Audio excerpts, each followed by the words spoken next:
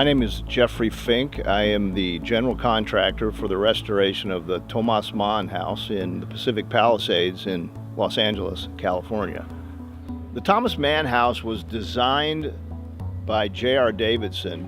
It was built in 1941, so I think Mann moved here in 39, so between 39 and 41, the lot was purchased, the house was designed and built in 1941.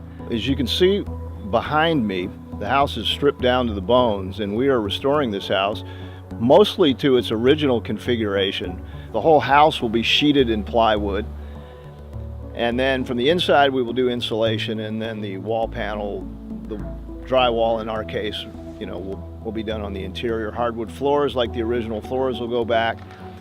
The 7 bathrooms will have tile floors, and the lighting will be modern lighting.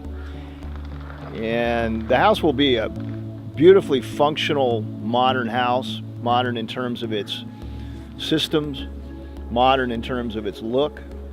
But the 1941 house was very modern for the time, and so it will have that same character. It will just be 2018 version of the Mann house, but still recognizable from the original house.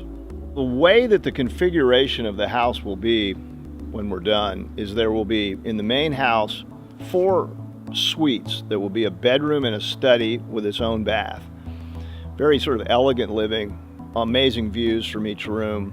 There's a fantastic modern pool on the property, and just the views of the landscape and the pool and the fresh air. Each suite will have access to that.